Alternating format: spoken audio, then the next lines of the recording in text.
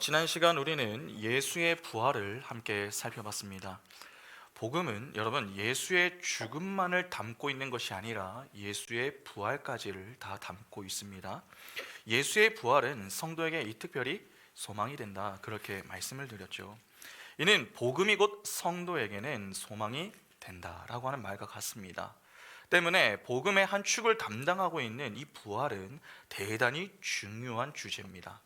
여러분, 우리는 사도신경의 지금 이 순서에 따라서 성자에 관한 고백을 계속 보고 있습니다. 그동안 보았던 성자에 관한 고백을 잘 한번 좀 생각해 보시기 바랍니다. 먼저 성자에 대한 이 소개가 나오는데 그 내용이 무엇이었습니까? 예수 그리스도 주 유일하신 아들이었습니다. 네 가지였죠. 성자의 소개 다음은 바로 성자의 사역이었습니다. 성자의 사역은 크게 낮아지심과 높아지심이 있다, 그렇게 말씀을 드렸죠. 낮아지심은 태어나심, 고난당하심, 죽으심, 장사 지냄, 음부 강화가 있고, 높아지심의 첫 내용으로 지난 시간 부활을 이게 함께 살펴본 것입니다. 여러분 어떠십니까? 처음 성부에 관한 성도의 고백은 세 가지였습니다. 그와 비교해서 볼 때에 성자에 대한 고백은 그 분량 면에서 볼 때에 어떻습니까? 상당히 많습니다. 꽤 많은 내용을 살펴본 것 같은데 여전히 살펴볼 내용이 남아있으니 말입니다. 왜 이렇게 차이가 나는 것입니까? 성부도 좀 많아야 되는 거 아닙니까? 근데 왜 이렇게 차이가 나는 겁니까? 성부에 비해서 성자에 대한 고백이 왜 이렇게 많이 나오느냐 하는 것입니다. 바로 그분이 우리의 중보자가 되시기 때문에 그렇습니다. 여러분, 성도와 교회는 성부 하나님께 나아가는 자들입니다. 그런데 반드시 누구를 통해서만 나아갈 수 있는 것입니까? 바로 예수 그리스도입니다. 그러면 당연히 삼위 하나님에 대해서 다 알아야 하겠지만 그 중에서도 특별히 이 누구를 바르게 알아야 하겠습니까? 바로 성자입니다. 그래서 사도신경은 이 성자의 비중을 크게 두고 있는 것입니다. 그런데 여기서 중요한 것이 있습니다. 이 사도신경의 구조를 잘 보면은 매우 체계적입니다. 이는 우리의 고백이 매우 철저해야 함을 강조하는 것이죠. 여러분, 종종 우리가 실수하는 내용이 무엇인 줄 아십니까? 큰 것만 대충 알면 되는 거 아니야? 그렇게 생각하는 겁니다. 예수 믿으면 천국 가는 것 아니냐? 예수 믿으면 구원받는 것 아니냐? 그렇게 여기면서 그 외적인 것에는 별로 이 관심을 두지 않습니다. 물론 틀린 말은 아닙니다. 우리는 예수를 믿어서 구원을 받고 천국에 갑니다. 그러나 그렇게만 믿을 경우 그분이 주시는 구원의 의미와 그 구원을 받은 자의 인생은 어떠해야 하는가를 모릅니다. 그러면 그 다음은 어떻게 되겠습니까? 자기 마음대로 살게 되는 겁니다. 그래서 고백과 삶이 따로 노는 것이죠. 아닙니다. 여러분, 우리는 단순히 아는 것을 고백하는 자들이 아닙니다. 바른 고백을 해야 하는 자들입니다. 바른 고백이란 체계적이고 철저한 고백을 의미합니다. 사도신경은 바로 그 교훈을 우리에게 주고 있다라고 하는 것을 간과하시면 안 됩니다. 그런 점에서 오늘 주제 역시 여러분 상당한 이 의미가 있습니다. 부활 뒤에 나오는 주제는 바로 예수의 승천입니다. 하늘에 오르시어. 부활과 더불어 이 승천에 대한 성도의 고백도 매우 중요합니다. 여러분, 그러면 당장 우리는 이런 궁금함이 좀 생길 수가 있겠죠. 승천에 관한 고백이 왜 중요한가 하는 것입니다. 잘 한번 생각해 보시기 바랍니다. 성경에 여러분 부활을 경험한 자는 예수밖에 없습니까? 성경을 보면 의외로 부활을 경험한 자들이 꽤 많이 나옵니다. 먼저 사르밧 과부의 아들이 있죠. 좀 몇 군데로 좀 보겠습니다. 열왕기상 17장 17절부터 22절을 보시면은 2일 후에 그 집 주인 되는 여인의 아들이 병들어 증세가 심히 위중하다가 숨이 끊어진지라. 여인이 엘리야에게 이르되 하나님의 사람이여 당신이 나와 더불어 무슨 상관이 있기로 내 죄를 생각하게 하고 또 내 아들을 죽게 하려고 내게 오셨나이까. 엘리야가 그에게 그의 아들을 달라 하여 그를 그 여인의 품에서 받아 안고 자기가 거처하는 다락에 올라가서 자기 침상에 누이고 여호와께 부르짖어 이르되 내 하나님 여호와여 주께서 또 내가 우거하는 집 과부에게 재앙을 내리사 그 아들이 죽게 하셨나이까 하고 그 아이 위에 몸을 3번 펴서 엎드리고 여호와께 부르짖어 이르되 내 하나님 여호와여 원하건대 이 아이의 혼으로 그의 몸에 들어오게 하옵소서 하니 여호와께서 엘리야의 소리를 들으심으로 그 아이의 혼이 몸으로 돌아오고 살아난지라.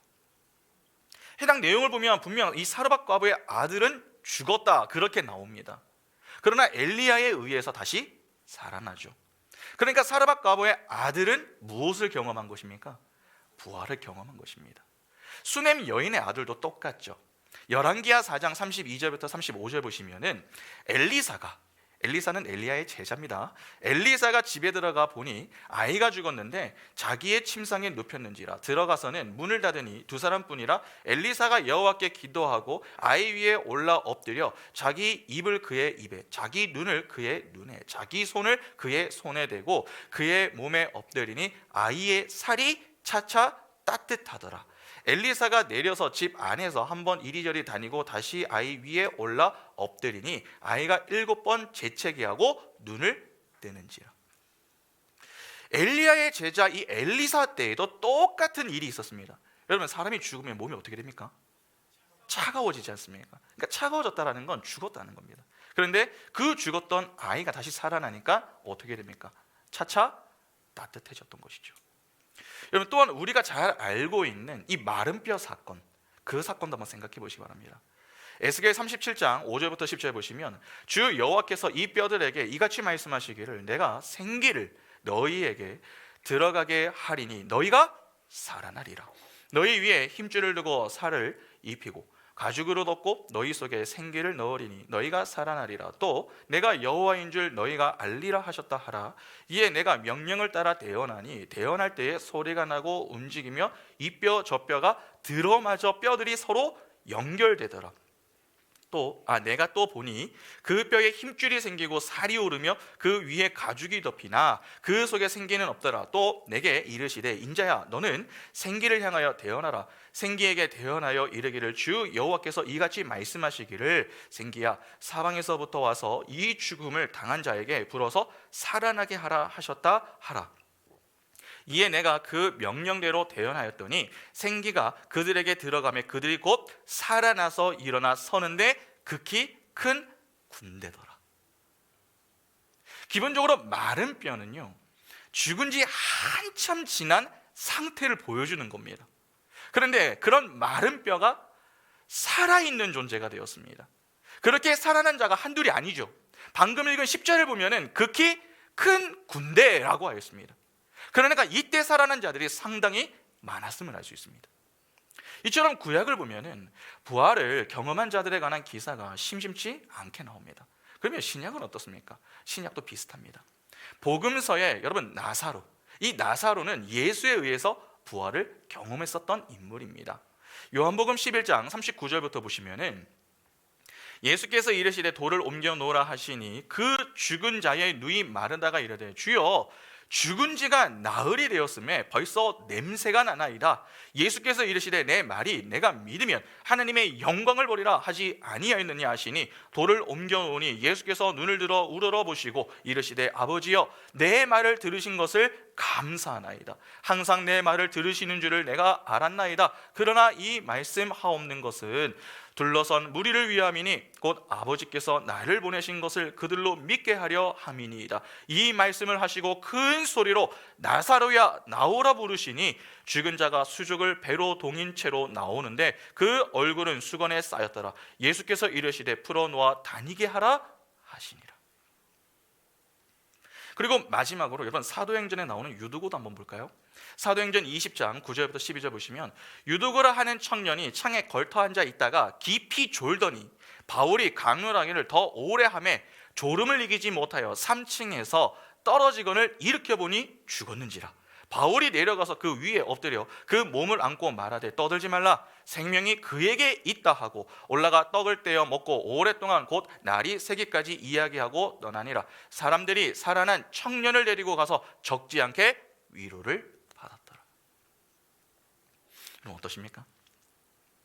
성경 전반에 이 부활을 경험한 자들이 생각보다 많습니다. 그러니까 예수만 부활을 경험했었던 게 아닙니다. 그러면 만일 예수의 부활까지만 고백을 한다면 여러분 어떻게 되겠습니까? 다른 이들의 부활과 어떤 차이가 있는가 하는 것을 정확하게 알 수가 없습니다. 이는 충분히 문제의 소지가 될 수 있는 것이죠. 그래서 승천에 관한 내용이 중요한 것입니다. 여러분, 예수와 함께 많은 이들이 부활을 경험했습니다. 부활을 경험했으면 예수나 그 이외의 사람들이나 모두 동일합니다. 그러나 이 사이에는 극명한 차이가 있습니다. 일단 다른 이들의 부활은 죽는 부활이었습니다.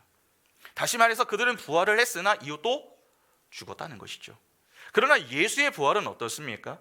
그분은 부활하신 이후에 아직까지 죽지 않고 살아계십니다. 생각해 보시기 바랍니다. 예수 외에 부활을 경험했던 자들 중에 지금까지 살아있는 자가 있습니까? 없습니다. 사르밧 과부의 아들, 수넴 여인의 아들이 어디에 있습니까? 나사로가 지금까지 살아있고 유두구가 생존해 있다, 그러한 이야기가 어디에 있습니까? 만일 그들이 살아있었다면 예수가 아니라 그들을 믿고 있지 않겠습니까? 그러나 그들은 없습니다. 왜냐하면 그들 모두 살아났으나 어느 때에 다 죽음을 맞이했기 때문에 그렇습니다. 그러니까 그들이 경험한 부활은 영원한 부활이 아니라 죽는 부활이었던 것입니다. 그러나 예수는 그렇지 않습니다. 그분은 죽는 부활을 하신 게 아니라 죽지 않는 부활을 하신 것입니다. 이를 교훈하는 주제가 바로 승천입니다. 그래서 부활과 더불어 승천에 관한 고백이 대단히 중요하다, 그렇게 말씀을 드리는 것입니다. 그러면 본격적으로 승천에 대해서 좀 보겠습니다. 먼저 승천이라고 하는 말부터 보겠습니다. 여러분, 승천이라고 하는 이 단어는 올라갔다라고 하는 말입니다. 오늘 본문 9절과 10절을 한번 보시기 바랍니다. 이 말씀을 마치시고 그들이 보는데 올려져 가시니 구름이 그를 가리어 보이지 않게 하더라. 올라가실 때에 제자들이 자세히 하늘을 쳐다보고 있는데 흰옷 입은 두 사람이 그들 곁에 서서, 예수께서 제자들이 보시는 그 자리에서 하늘에 올라가십니다. 이것을 가리켜서 승천이라고 하는 것이죠. 부활하신 예수께서 40일 동안 제자들과 함께 하셨습니다. 그리고 부활의 몸을 입고 지금 하늘에 오르셨습니다. 그러면 예수께서 오르신 그 하늘은 여러분 어디입니까? 의외로 이 내용을 물리적이고 공간적인 개념으로 이해하는 분들이 많습니다. 그래서 종종 어떤 분들은 우주 어느 지점에 있지 않겠는가, 그렇게 추측을 하기도 하죠. 분명 예수께서는 공간 이동을 하셨습니다. 여기에서 저기로 옮겨가신 것이죠. 땅에서 하늘로 옮겨주셨으니 말입니다. 그러니까 예수가 부활의 몸을 입고 계신 곳은 지금 지구와는 다른 어떤 공간은 맞습니다.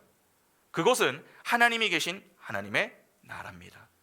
이는 사도신경의 다음 내용인 전능하신 하나님 우편에 앉아 계신다라고 하는 내용만 보아도 알 수가 있습니다. 그러니까 예수께서 부활의 몸을 입고 올라가신 곳은 전능하신 하나님이 계신 곳이고, 예수는 부활의 몸을 입고 그곳에서 하나님과 함께 계신 것입니다. 따라서 부활한 육신이 거할 수 있는 곳, 공간이어야 합니다. 그리고 그곳에는 영이신 하나님이 함께 존재하실 수 있는 곳입니다. 보통 하나님의 나라 이렇게 이해를 할 때에는 우리는 통치의 개념으로 이해해야 한다, 그렇게 이제 배우죠. 맞습니다. 그러면 분명 하나님의 나라는요, 통치의 개념으로 이해를 해야 합니다. 그러나 동시에 그곳은 육신이 존재할 수 있는 공간임을 간과해서는 안 됩니다. 육신이 존재하고 공간이 존재하며 자연이 회복되는 곳, 그곳이 천국입니다. 그렇다고 우주 어딘가에 천국이 숨어 있다, 그렇게 생각을 하면 안 됩니다. 지금 여러분, 우주는 인간이 타락한 이래 만물은 하나님의 저주 아래에 놓여 있습니다. 그 속에 천국이 숨어 있다, 여러분, 그 말은요, 말이 안 됩니다. 예수는 지금 3차원의 세계에서는 상상할 수도 없는 다른 차원에 존재하고 있는 그 완성된 천국에 들어가 계신 것입니다. 그것을 하늘로 올라가셨다, 그렇게 표현하고 있을 뿐인 것이죠. 그래서 주님도 하나님의 나라를 여기에 있다 저기에 있다 할 수 없는 곳이다, 그렇게 말씀을 하신 겁니다. 천국의 방향과 위치를 여기 또는 저기라는 3차원의 세계의 언어로 설명할 수 없다는 말이죠. 천국은 여기에 있을 수도 있는 것이고 저기에 있을 수도 있는 것입니다. 그러나 전혀 다른 차원입니다. 그 상위 차원에서는 3차원의 세상으로서의 출입이 가능합니다. 여러분, 그래서 한번 생각해 보시기 바랍니다. 예수께서 부활하시고 나서 제자들에게 막 나타나셨다가 갑자기 막 사라지시기도 하시고, 또 뭐 벽을 뚫고 나타나시기도 하시고, 그렇게 하시는 겁니다. 여러분, 엠마오 마을로 내려가던 이 글로바와 그의 아내에게도 나타나셨죠. 그러다가 갑자기 어떻게 되십니까? 갑자기 막 사라지시고, 바로 그렇게 되는 겁니다. 천국은 지금 현재에도 다른 차원에서 실제하고 있는 겁니다.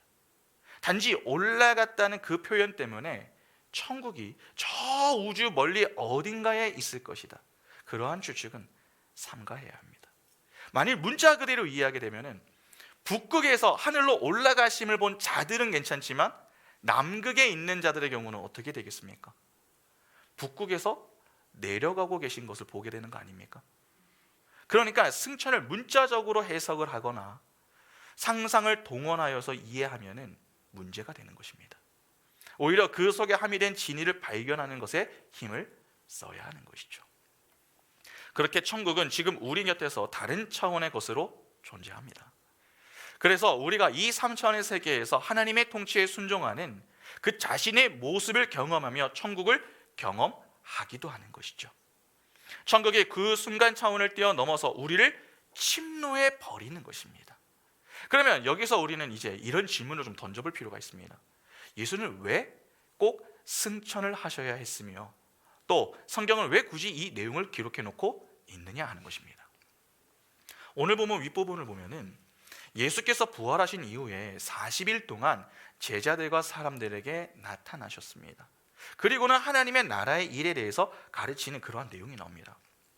사도행전 1장 3절을 한번 보시기 바랍니다. 사도행전 1장 3절에 그가 고난받으신 후에 또한 그들에게 확실한 많은 증거로 친히 살아계심을 나타내사 40일 동안 그들에게 보이시며 하나님 나라의 일을 말씀하시니라.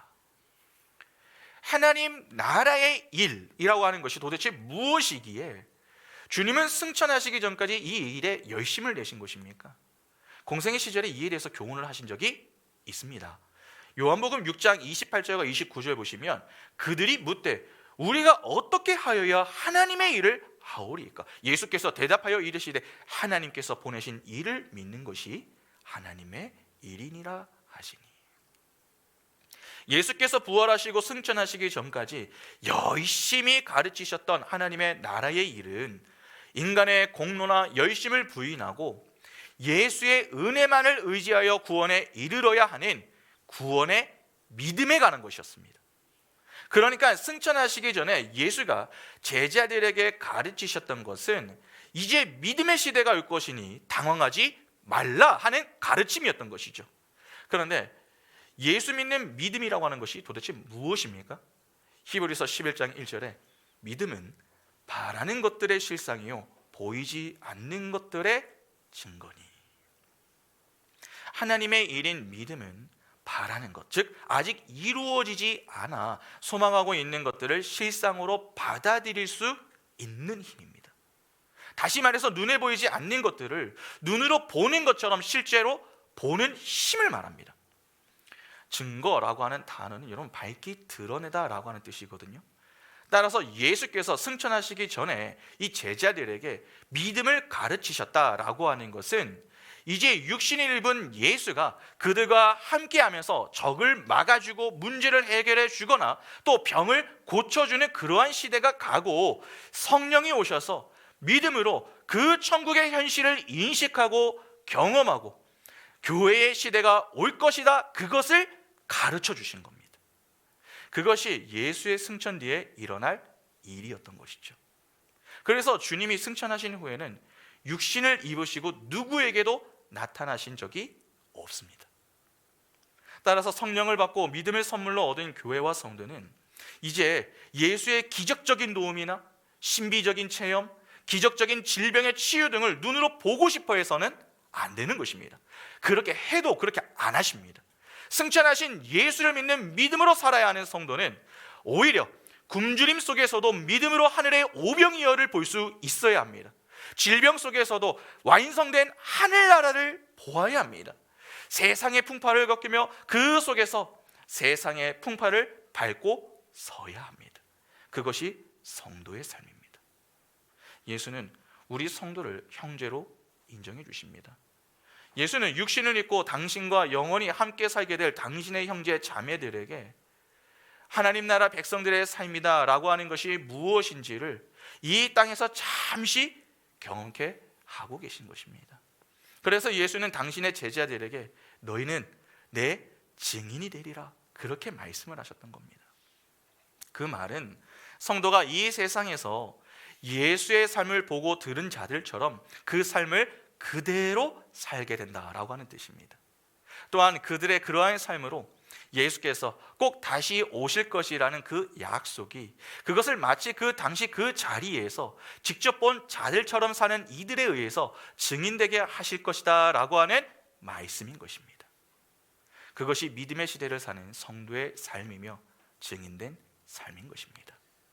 사도행전 1장 6절부터 8절 보시면 그들이 모였을 때에 예수께 여쭈어 이르되 주께서 이스라엘 나라를 회복하심이 이때니까 하니 이르시되 때와 시기는 아버지께서 자기의 권한에 두셨으니 너희가 알 바 아니요 오직 성령이 너희에게 임하시면 너희가 권능을 받고 예루살렘과 온 유대와 사마리아와 땅끝까지 이르러 내 증인이 되리라 하시니라. 제자들이 예수께 주님 부활하셨으니까 이제 우리가 원하는 이스라엘을 좀 회복해 주십시오 그렇게 이야기를 했습니다. 자, 그러자 예수께서 뭐라고 하십니까? 그것은 아버지의 권한이니 너희가 신경을 쓰지 말아라 그렇게 말씀하십니다. 그리고 곧이어 하시는 말씀이 그러한 세상의 왕국을 기대하지 말고 어디에서든지 내 증인의 삶을 살아라 그렇게 말씀하시죠. 너희가 살게 될 곳이 예루살렘이든 유대든 사마리아든 땅끝이든 그것이 어디든 간에 너희는 예수의 삶을 증언해야 하고 예수의 다시 오심을 필연적 사실로 인정하고 있는 증인들 같은 삶을 살아야 한다 그렇게 말씀하신 겁니다. 그것은 단지 선교나 전도에 관한 말씀이 아니라 성도들의 삶의 본질을 말씀하신 겁니다. 10절과 11절을 보면 그 내용이 더 확실해집니다. 사도행전 1장 10절과 11절 보시면 올라가실 때에 제자들이 자세히 하늘을 쳐다보고 있는데 흰옷 입은 두 사람이 그들 곁에 서서 이르되 갈릴리 사람들아 어찌하여 서서 하늘을 쳐다보느냐 너희 가운데에서 하늘로 올려지신 이 예수는 하늘로 가심을 본 그대로 오시리라 하였느니라. 제자들이 사랑하는 그 스승이 올라가신 하늘을 계속해서 쳐다보고 있습니다. 제자들이 왜 올라가신 예수를 계속 쳐다봅니까? 왜 계속 쳐다보고 있었을까요? 신기해서가 아닙니다. 그리움 때문입니다. 그러자 천사들이 제자들에게 하늘로 가심을 본 그대로 다시 예수께서 오실 것이다 그렇게 이야기합니다. 여기서 우리는 올바른 성도의 삶의 모습이 이 세상에서 어떠한 모습으로 나타나야 하는가 하는 것을 고민해 볼 수가 있습니다. 그렇게 사랑하는 이가 가신 곳을 그리워하고 소망하며 사는 이들은 육신을 입으신 예수, 권능으로 자기들의 문제를 해결해 주고 자신들의 소원을 풀어주셨던 예수의 승천을 아쉬워하며 하늘을 보고 가슴만 치고 있는 것이 아니라 이제 그러한 기대에서 눈을 돌려서 이 땅에서 믿음으로 바로 그 예수의 삶을 증인으로 살아내도록 해야 하는 것입니다. 그것이 진짜 예수가 계신 하늘을 소망하며 사는 이들의 삶인 것입니다. 오늘 본문은 그렇게 성도의 올바른 영적 자세와 이 땅에서 나타나게 되는 그들의 삶을 다 같이 보여주고 있는 것입니다. 여러분, 예수께서 승천하시면서 제자들에게 약속하신 성령의 권능은 바로 그 십자가의 삶을 가능케 하는 권능이었습니다. 그러한 권능을 받은 사도 바울의 인생이 여러분 어떠했습니까? 빌립보서 4장 11절부터 13절 보시면은 내가 궁핍함으로 말하는 것이 아니니라 어떠한 형편이든지 나는 자족하기를 배우노라. 나는 비천에 처할 줄도 알고 풍부에 처할 줄도 알아. 모든 일 곧 배부름과 배고픔과 풍부와 궁핍에도 처할 줄 아는 일체의 비결을 배우노라. 내게 능력 주시는 자 안에서 내가 모든 것을 할 수 있느니라. 잘 아시다시피 빌립보서는 바울의 옥중서신이죠. 바울에게 나타나신 예수가 하늘로 가시고 그에게 성령이 임했습니다. 그에게 성령이 임하자 가난이 불편하지 않았습니다. 풍요가 자랑스럽지 않았습니다. 감옥이 고통스럽지 않았고 사람들의 평가에 민감하지 않을 수 있었습니다. 바울이 승천하신 예수를 보았고 그분이 올라가 계신 3층 천을 보았습니다.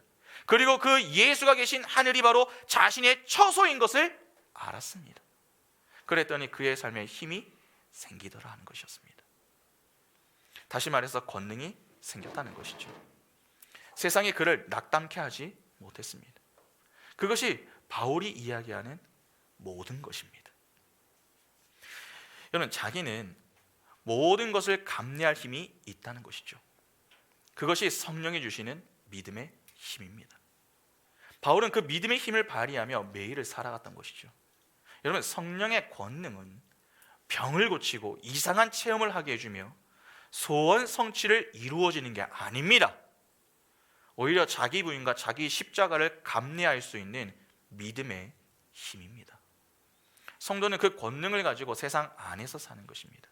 그러기 위해서 성도는 때때로 세상 사람들은 감당할 수 없는 상황과 처지에 던져져야 하는 것입니다. 그래야 성령의 권능이 나타나지 않겠습니까?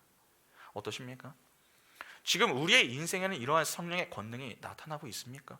그 권능에 의해서 예수의 십자가의 삶이 밖으로 보여지고 있습니까? 그러한 권능을 갖고 십자가의 삶이 보여야 합니다. 왜냐하면 그것이 성령이 주시는 권능을 받은 증인의 삶이기 때문입니다. 그렇게 성령의 권능을 받아 믿음으로 승천하신 예수 그리스도와 그분이 계신 하나님의 나라를 보는 이들은 위의 것을 찾습니다.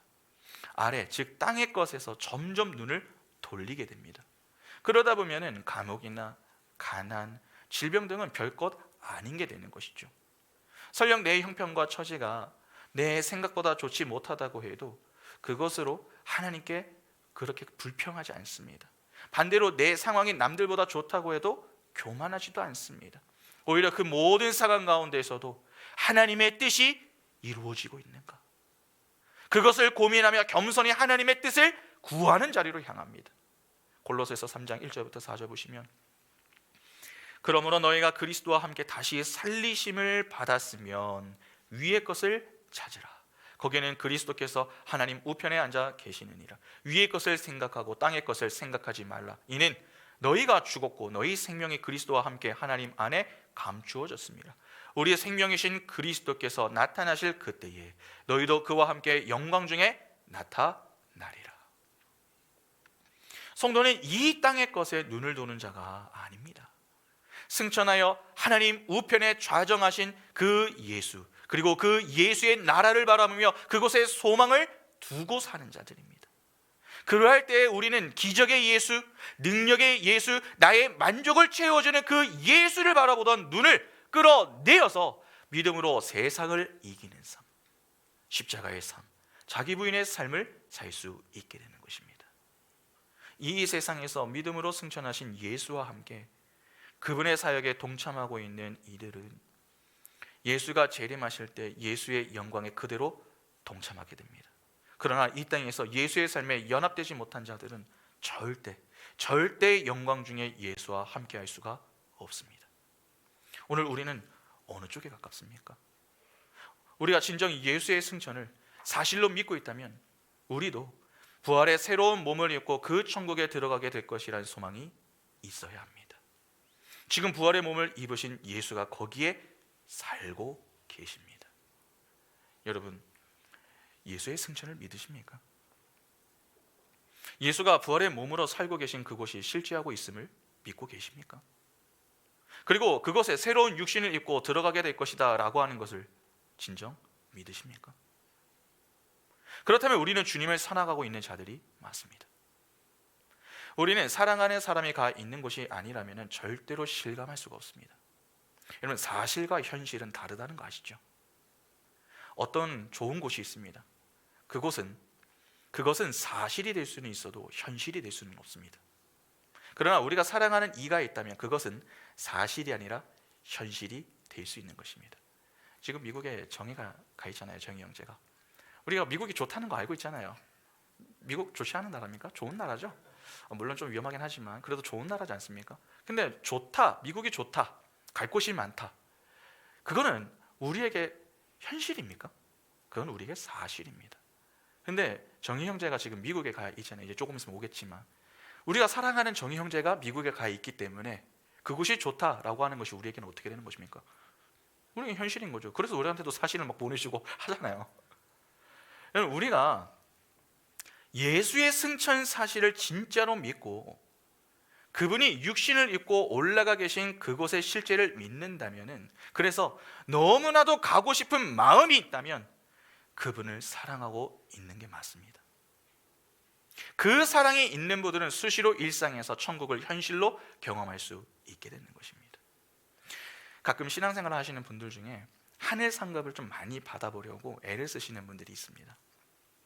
무엇을 얼마나 해야 하늘 상급을 많이 받을 수 있는 것입니까? 다른 말로 얼마를 지불을 해야 천국의 땅을 좀 더 확보할 수 있느냐 하는 것입니다. 여러분, 얼마면 될까요? 여러분, 우리는 이 지구를 다 내어 놓는다고 해도 천국의 아주 작은 부분도 살 수가 없습니다. 그런데 놀라운 사실이 무엇인 줄 아십니까?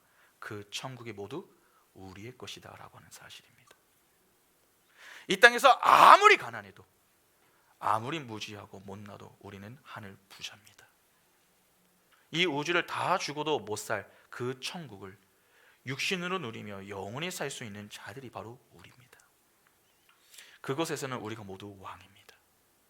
나 이외의 모든 다른 존재들이, 심지어 하나님까지도 나를 섬겨주는, 내 이웃을 내 몸처럼 사랑하는 삶을 사는 곳이기 때문에 우리 모두는 그곳에서 거지가 아닙니다. 왕입니다. 그런데 왜 그렇게 불안해하십니까? 두려워하지 마시기 바랍니다. 이 현실 속에서 너무 의기소침해 있을 필요가 없습니다. 그러나 문제는 그것이 생각보다 잘 되지 않는다라고 하는 데 있죠. 그렇다면 오늘 우리는 어떻게 살아야 하는 것입니까? 가장 중요한 게 있습니다. 예수의 부활과 승천이 역사적인 사실이다라고 하는 것에 여러분 확신이 있어야 합니다. 확신의 여부는 대단히 중요합니다. 확신이 있는 자는 자신감이 있지만 그렇지 않는 자는 두려움이 있습니다. 지난 시간 예수의 부활은 역사적인 사실이다 그렇게 말씀을 드렸습니다. 그런데 예수의 승천도 똑같습니다. 예수의 승천은 역사적인 사실입니다. 그 사실에 대한 분명한 확신이 있어야 합니다. 그래야 우리가 그 확신 속에서 두려움을 떨쳐내고 살지 않겠습니까? 그러면 도대체 예수의 승천이 사실인 것을 어떻게 알 수 있습니까? 여러분, 9절을 다시 한번 보시기 바랍니다. 오늘 본문. 이 말씀을 마치시고 그들이 보는데 올려져 가시니 구름이 그를 가리어 보이지 않게 하더라. 본절을 유의해서 보시기 바랍니다. 예수는 아무도 안 보는 곳에서 몰래 승천하신 게 아니죠. 제자들이 보는 자리에서 승천하셨습니다. 이는 의도적으로 승천하시는 그 모습을 보여주셨던 것입니다. 여러분, 왜 보여주시는 겁니까? 제자들에게 믿음의 확신을 주기 위한 목적 때문입니다. 예수께서 부활하셔서 늘 강조하셨던 것이 바로 믿음이었습니다. 그 믿음의 확신을 주시기를 원하셨던 것이죠. 다시 말해서 죽은 믿음을 갖고 사는 것이 아니라 산 믿음을 갖고 살아라 하는 것입니다. 그들의 스승은 죽지 않고 부활하셔서 지금도 살아계십니다. 그분은 올라가셨습니다. 그러나 또 다른 보혜사 성령께서 그들에게 찾아와 지금도 함께하고 계십니다. 그러니까 그들은 여전히 하나님과 함께하고 있는 것이죠. 그러면 그들은 무엇을 하면 되는 것입니까? 예수께서 그들에게 하신 그 말씀에만 순종하면 되는 것입니다. 그런데 만일 예수께서 죽은 상태로 끝이 나거나 보이지 않는 어떤 곳에서 몰래 승천하셨다면 어떻게 되는 겁니까? 예수의 말씀에 순종하기가 매우 어렵게 되는 것입니다. 이에 예수는 제자들에게 믿음의 확신을 심어주기 위해서 의도적으로 보여주셨던 것입니다. 부활하신 예수는 지금도 살아있으니 걱정하지 말라는 것입니다. 그리고 부활을 경험한 너희 역시 나와 같이 될 것임을 보여주시며 그들의 믿음에 확신을 심어주셨던 것입니다. 그런데 흥미로운 것은요, 이 내용을 기록한 저자가 누군지 아십니까? 여러분, 사도행전의 저자가 누굽니까? 누가죠. 사도행전은 누가가 쓴 두 번째 책입니다. 그는 누가복음과 사도행전을 기록했는데 특징이 좀 있습니다. 여러분, 누가는요, 다른 복음서의 저자들과 다르게 역사적인 사실을 매우 중요하게 여겼던 인물입니다. 그래서 그의 기록 방식을 보면 방식 자체가 역사적인 서술 방식을 선호합니다. 그러니까 역사적인 사실을 그대로 기록을 했다 하는 것입니다. 그러면 그가 예수의 승천을 기록했으면 그 내용이 어떠하다는 것입니까? 예수의 승천은 역사적인 사실이다 하는 것이죠. 이것이 역사적인 사실인 것과 아닌 것, 여러분, 큰 차이가 있습니다. 만일 예수의 승천이 사실이 아니라면 우리의 신앙은 얼마든지 흔들릴 수 있습니다. 또한 불확실함 가운데서 늘 걱정을 해야 하고 신앙생활을 해도 공허할 수밖에 없습니다. 예수는 부활하셨고 승천하셨다고 했는데 우리는 어떻게 되는 것인가? 그런 물음에 어떤 대답을 내리기도 어렵게 되는 것이죠. 그래서 늘 힘이 들기만 합니다. 그러나 예수의 승천이 역사적인 사실이 분명하다면 작은 예수로 사는 우리 역시 그 분명한 사실을 붙들고 살 수 있게 되는 것입니다. 그러면 그 사실을 분명히 붙들고 사는 자들은 어떠하겠습니까? 반드시 그 예수를 사모하며 삽니다. 11절을 다시 보시기 바랍니다. 오늘 본문 11절 보시면 이르되 갈릴리 사람들아 어찌하여 서서 하늘을 쳐다보느냐 너희 가운데에서 하늘로 올려주신 이 예수는 하늘로 가심을 본 그대로 오시리라 하였느니라. 제자들이 하늘을 보고 있자 천사들이 예수는 그대로 오신다 그렇게 이야기를 했습니다. 이는 승천이 곧 끝이 아니라는 말이죠. 승천하셨으나 그분의 때에 다시 오신다 하는 것입니다. 다시 말해서 재림의 때가 있다는 것이죠. 물론 재림의 때가 언제인가 그건 우리가 알 수가 없습니다. 그러나 분명한 사실은 재림의 때가 분명히 있고 그때에 예수께서 오신다라고 하는 사실입니다. 그러면 생각해 보시기 바랍니다. 부활의 몸을 입고 계신 예수께서 하나님의 나라에 계십니다.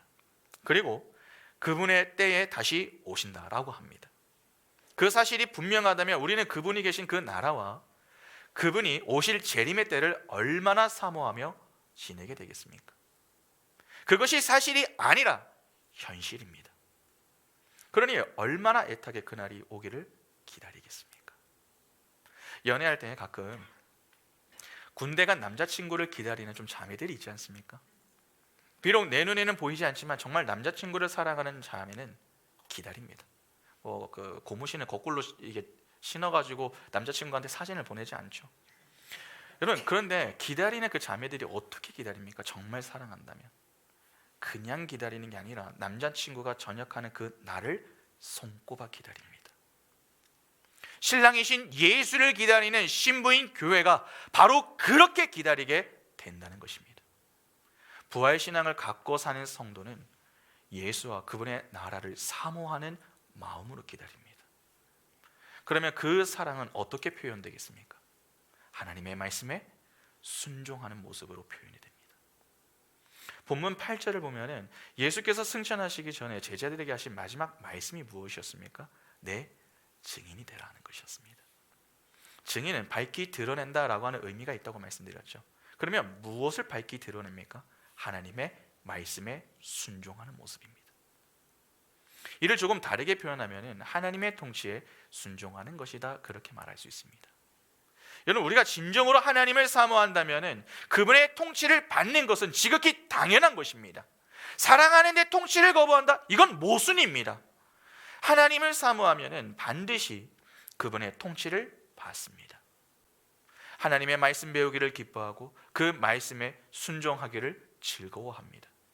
그래서 그런 자들은 신앙생활을 대충 하지 않습니다. 철저하게 합니다. 그러면 설교 앞부분에서 했던 이야기를 다시 한번 생각해 볼까요? 여러분, 정말 하나님을 사랑하며 하나님의 통치를 받는 분이 맞다면 그런 분들은 어떻게 신앙생활을 하겠습니까? 대충 할 수가 없는 것입니다. 왜 신앙을 제대로 고백하지 못합니까? 신앙생활을 대충 하기 때문입니다. 그러나 하나님의 통치를 제대로 받는 분이라면 체계적이고 철저하게 신앙을 고백합니다. 아무리 힘이 들고 아무리 어렵고 힘이 들어도 여러분 극복해냅니다. 왜냐하면 내 힘듦보다 하나님을 향한 내 사랑이 더 크기 때문에 그렇습니다. 그래서 그런 분들을 보면 가끔 이해가 안 될 때가 있죠. 야, 저렇게 힘든 상황인데 어떻게 저렇게 찬양이 그 입술에서 나오나? 아니 어떻게 저런 상황인데도 기도를 지금 하고 있는가? 그런 마음이 들 때가 있습니다. 남들은 때때로 미련하다 그렇게 보일 때가 있죠. 그러나 그분들은 그렇게 사는 것을 무엇이라고 여깁니까? 능력으로 여기며 삽니다. 그것을 복으로 여기며 삽니다. 그래서 그런 분들은 다른 것은 몰라도 하나님의 말씀 앞에서는 타협을 하지 않습니다. 다른 것은 다 포기해도 하나님의 말씀은 포기하지 않습니다. 다른 것은 조금 미루어도 기도만큼은 미루지 않습니다. 이러한 인생이 성령께서 주시는 권능을 입은 자들의 인생인 것입니다. 여러분, 하나님을 믿는 자들이나 믿지 않는 자들이나 모두 마지막 때를 기다리며 삽니다. 똑같습니다. 그런데 마지막 때를 기다린다고 그 날이 모두에게 같은 의미로 다가오는 것은 아닙니다.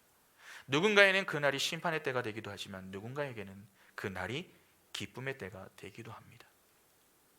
분명 불신자들에게는 그 날은 심판의 때가 되겠죠. 그러나 기억하실 게 있습니다. 자기 확신을 갖고 마음대로 신앙생활을 하는 자들에게도 그 날은 심판의 때가 된다는 사실입니다.